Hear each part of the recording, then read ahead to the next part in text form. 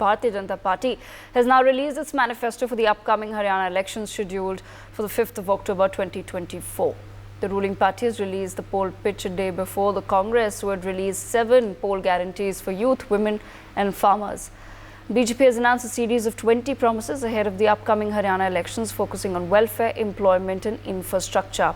Healthcare initiatives are also central to the BJP's promises.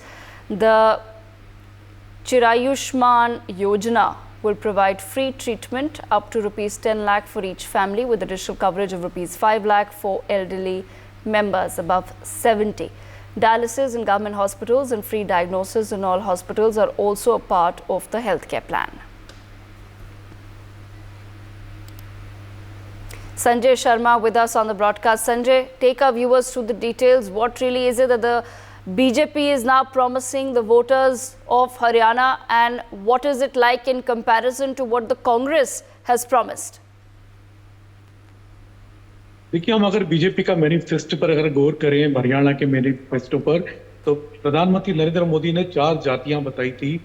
सबसे पहली जाति थी महिला, युवा, किसान और गरीब। ये 4 जातियों का पर पूरा फोकस बीजेपी के मैनिफेस्टो में रखा गया। हमने देखा किस तरीके से महिलाओं को 2100 रुपए 2100 रुपीज पर मंथ देने की घोषणा की बीजेपी ने अपने मैनिफेस्टो में, जबकि कांग्रेस ने कहा, जब कल मैनिफेस्टो आया था तो कांग्रेस ने 2000 रुपए महिलाओं को देने की घोषणा की थी। साथ ही साथ युवाओं के लिए बड़ी घोषणा की बीजेपी ने आज अपने मैनिफेस्टो में। 20 लाख से ज्यादा लोगों को रोजगार देने की बात कही है। साथ ही साथ जितने भी अग्निवीर के सिपाही होंगे उन सबको परमानेंट नौकरी देने की घोषणा की है, यानी युवा को भी कवर किया। इसके अलावा किसानों के लिए 24 फसलों पर एमएसपी देने की बात की है बीजेपी ने।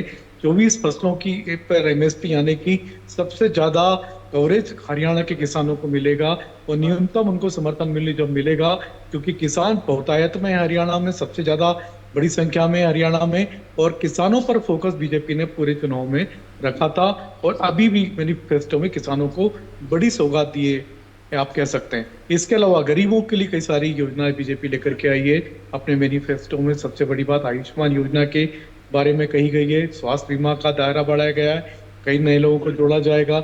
हमने देखा था किस तरह से कैबिनेट में भी प्रधानमंत्री नरेंद्र मोदी ने प्रस्ताव पारित किया था और 70 साल के ऊपर की उम्र के लोगों को आयुष्मान के दायरे में लाया गया था।